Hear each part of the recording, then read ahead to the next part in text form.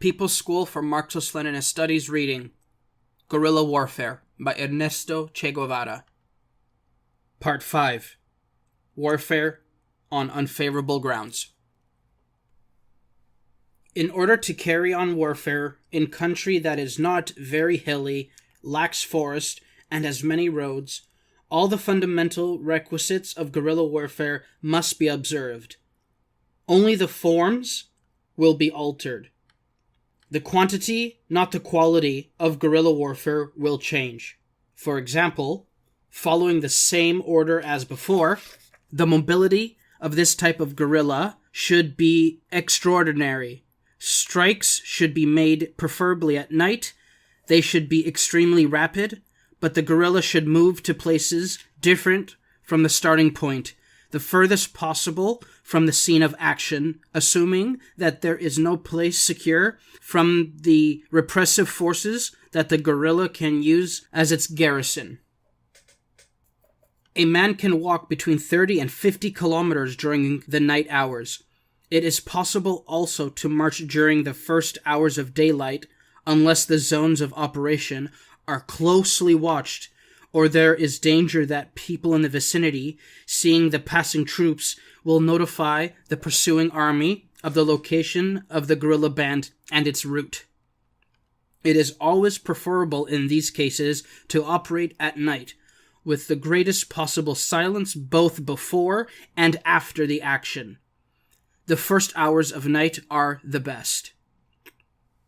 Here, too, there are exemptions to the general rule, since at times the dawn hours will be preferable.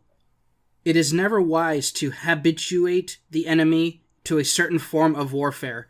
It is necessary to vary consistently the places, the hours, and the forms of operation. We have already said that the action cannot endure for long, but must be rapid. It must be of high degree of effectiveness, last a few minutes, and be followed by an immediate withdrawal. The arms employed here will not be the same as in the case of actions on favorable grounds. A large quantity of automatic weapons is to be preferred. In night attacks, marksmanship is not the determining factor, but rather concentration of fire. The more automatic arms firing at short distance, the more possibilities there are of annihilating the enemy. Also, the use of mines in roads and the destruction of bridges are tactics of great importance. Attacks by the guerrillas will be less aggressive so far as the persistence and continuations are concerned, but they can be very violent and they can utilize different arms, such as mines and shotguns. Against open vehicles heavy loaded with men, which is the usual method of transporting troops, and even against closed vehicles that do not have special defenses against buses, for example, the shotgun, is a tremendous weapon. A shotgun loaded with large shot is the most effective. This is not a secret of guerrilla fighters. It is used also in big wars. The Americans used shotgun platoons armed with high-quality weapons and bayonets for assaulting machine gun nests. There is an important problem to explain, that of ammunition. This will almost always be taken from the enemy. It is therefore necessary to strike blows where there will be the absolute assurance of restoring ammunition expended, unless there are large reserves in secure places. In other words, an annihilating attack against a group of men is not to be undertaken at the risk of expending all ammunition without being able to replace it. Always in guerrilla tactics, it is necessary to keep in mind the grave problem of procuring the war materials necessary for continuing the fight. For this reason, guerrilla arms ought to be the same as those used by the enemy, except for weapons such as revolvers and shotguns, for which the ammunition can be obtained in the zone itself or in the cities. The number of men that a guerrilla band of this type should include does not exceed 10 to 15. In forming a single combat unit, it is of great importance always to consider the limitations on numbers. 10, 12, 15 men can hide anywhere, and at the same time can help each other in putting up powerful resistance to the enemy.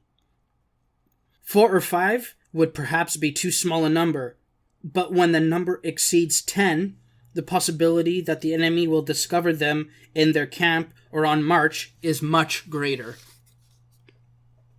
Remember that the velocity of the guerrilla band on the march is equal to the velocity of the slowest man. It is more difficult to find uniformity of marching speed with 20, 30, or 40 men than with 10. And the guerrilla fighter on the plain must be fundamentally a runner.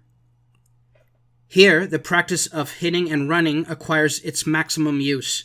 The guerrilla bands on the plain suffer the enormous inconvenience of being subject to rapid encirclement and of not having sure places where they can set up firm resistance. Therefore, they must live in conditions of absolute secrecy for a long time, since it would be dangerous to trust any neighbor whose fidelity is not perfectly established. The reprisals of the enemy are so violent, usually so brutal, inflicted not only on the head of the family, but frequently on the women and children as well, that pressure on individuals that lacking firmness may result at any moment in their giving way and revealing information as to where the guerrilla band is located and how it is operating. This would immediately produce an encirclement with consequences always disagreeable, although not necessarily fatal. When conditions of the quantity of arms and the state of insurrection of the people call for an increase in the number of men, the guerrilla band should be divided. If it is necessary, all can rejoin at a given moment to deal a blow, but in such a way that immediately afterwards they can disperse towards separate zones, again divided into small groups of 10, 12, or 15 men. It is entirely feasible to organize whole armies under a single command and to assure respect and obedience to this command without necessity of being in a single group. Therefore, the election of the guerrilla chief and the certainty and they will coordinate ideologically and personally with the overall chief of the zone are very important. The bazooka is a heavy weapon that can be used by the guerrilla band because of its easy portability and operation.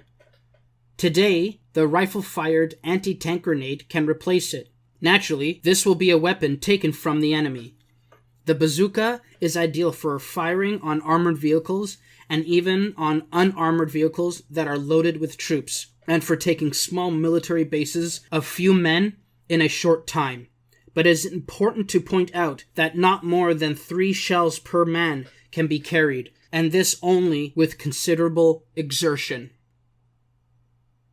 As for the utilization of heavy arms taken from the enemy, naturally nothing is to be scorned, but there are weapons such as the tripod machine gun, the heavy 50mm machine gun, etc., that when captured can be utilized with a willingness to lose them again.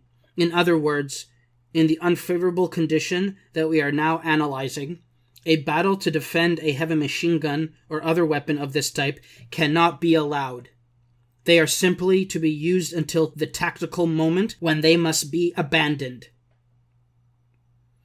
In our Cuban War of Liberation, to abandon a weapon constituted a grave offense, and there was never any case where the necessity arose. Nevertheless, we mention this case in order to explain clearly that the only situation in which abandonment would not constitute an occasion for reproaches. On unfavorable grounds, the guerrilla weapon is the personal weapon of rapid fire. Easy access to the zone usually means that it will be habitable and that there will be a peasant population in these places. This facilitates supply enormously. Having trustworthy people and making contact with establishments that provide supplies to the population, it is possible to maintain a guerrilla band perfectly well without having to devote time or money to long and dangerous lines of communication. Also, it is well to reiterate that the smaller the number of men, the easier it will be to produce food for them. Essential supplies such as bedding, waterproof materials, mosquito netting, shoes, medicine, and food will be found directly in the zone, since they are things used daily by the inhabitants.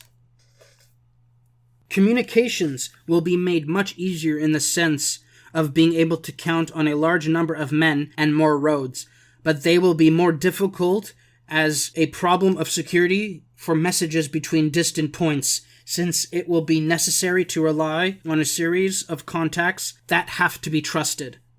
There will be the danger of an eventual capture one of these messengers who are constantly crossing enemy zones. If the messages are of small importance, they should be oral. If of great importance, code writing should be used. Experience shows that transmissions by word of mouth greatly distorts any communication.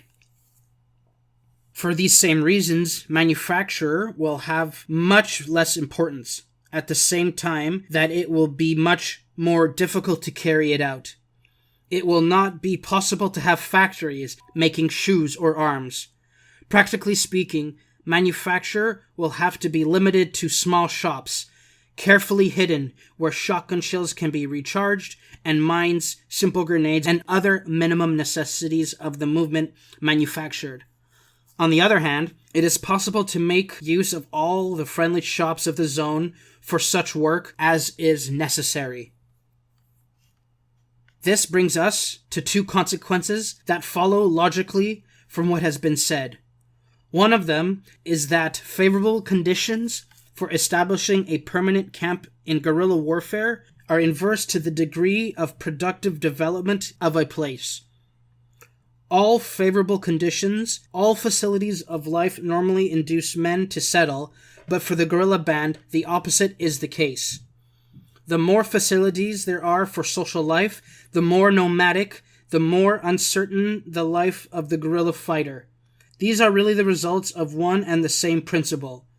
The title of this section is War on Unfavorable Grounds, because everything that is favorable to human life, communication, urban and semi-urban concentrations of large numbers of people, land easily worked by machines, all these place the guerrilla fighter in a disadvantageous situation.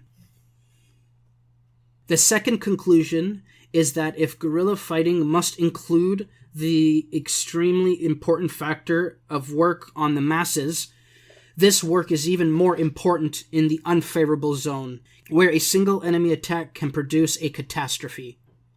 Indoctrination should be continuous and should be the struggle for unity of the workers, of the peasants, and of other social classes that live in the zone, in order to achieve towards the guerrilla fighters a maximum homogeneity of attitude. This task with the masses, this constant work at the huge problem of relations of the guerrilla band and with the inhabitants of the zone, must also govern the attitude to be taken towards the case of an individual recalcitrant, the enemy soldier. He should be eliminated without hesitation when he is dangerous. In this respect, the guerrilla band must be drastic. Enemies cannot be permitted to exist within the zone of operations in places that offer no security.